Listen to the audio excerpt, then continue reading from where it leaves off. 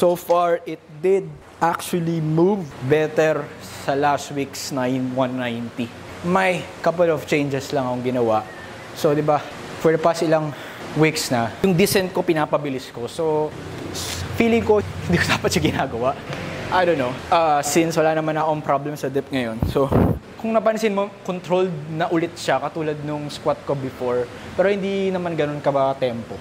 Pero anyways, it really did move better. This should be my first attempt sa meet. Then, we'll jumping in at 205, man. 205, then 215.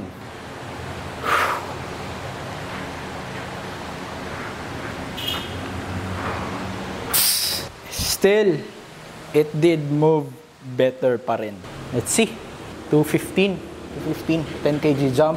It felt 7.5 na rin.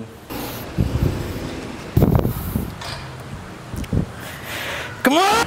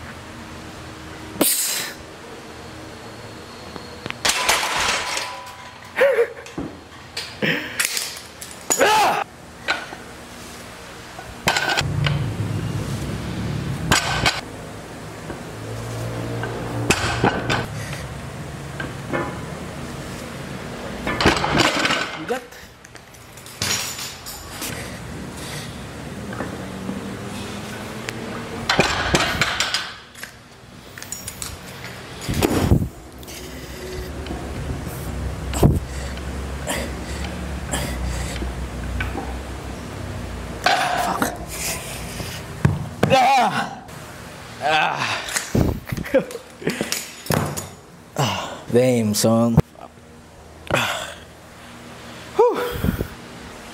Hindi ko na-retake syempre. So, dito natin napatunayan na medyo alanganin tayo kapag SBD day. So, kapag deadlift day lang, like, for real, malakas. Pero SBD day, may backdowns kasi yung squat ko kanina. So, let's see, maraming factor. Either yun nga, o na-cut, and at the same time, fatigue na rin, accumulated fatigue for ilang blocks ng training. And, wala, it is what it is, man. Pero, let's see kung anong takbo ng meet. So, actually maganda nga ate, kumbaga, may pang reels ako.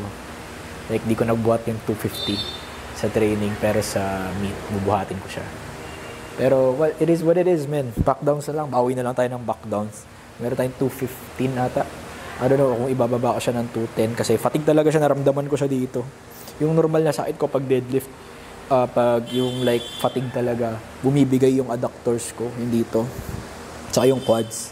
So, wala siya dito eh. Wala siyang problem sa low back or whatnot. Dito lang talaga bumigay. Naramdaman ko yun eh, kapag pagpiga ako. Well, it is what it is. Tapos, backdowns na lang, bawi ng backdowns by 3s. Pababa, then let's call it a day. May nga bukas, move on. It is what it is.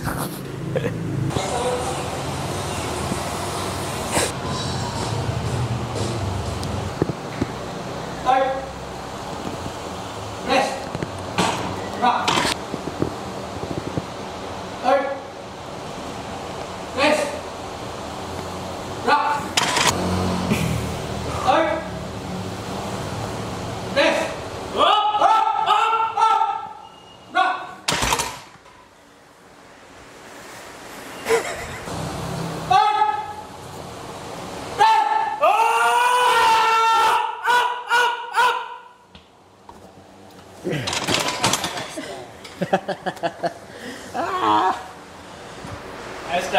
Nice try.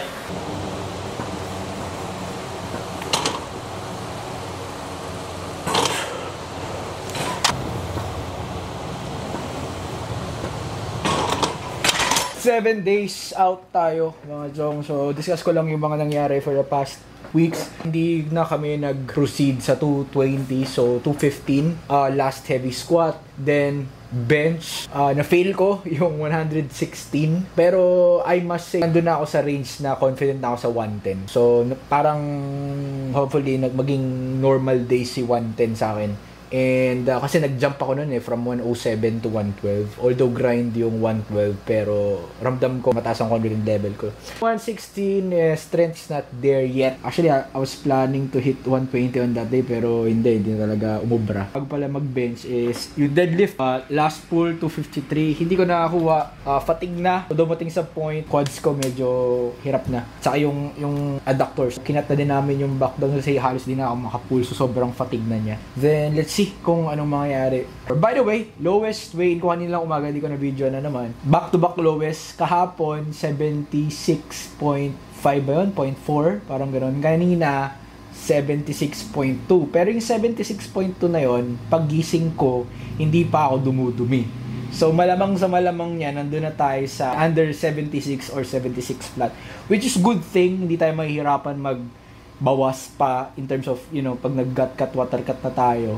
Mag-start yung water cut natin by Monday. Bump up na natin sa 8 liters kasi ngayon, for the past 2 weeks, umabot ako ng 4 liters of water. Magkakaroon ng separate full gut cut, water cut protocol natin na hopefully, magbunga, masunod ang plano. Wala, try lang naman to. Baga first time natin to gagawin sa sarili natin na maayos lahat. So far, nag-recover ako kasi nabugbog ako dun sa last SBD session ko. Medyo talagang ubos talaga ako. Kahapon nga may nag-deadlift yung isang athlete ko.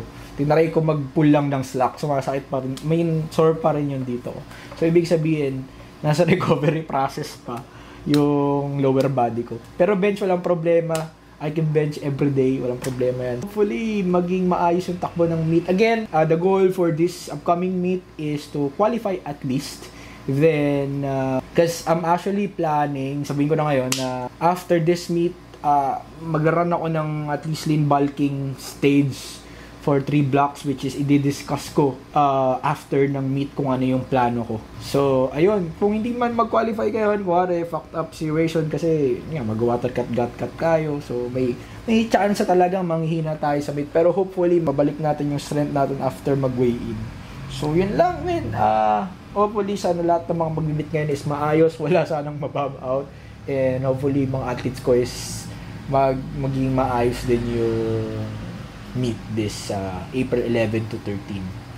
So, yun lang. Good luck sa mga athletes dyan. Let's go!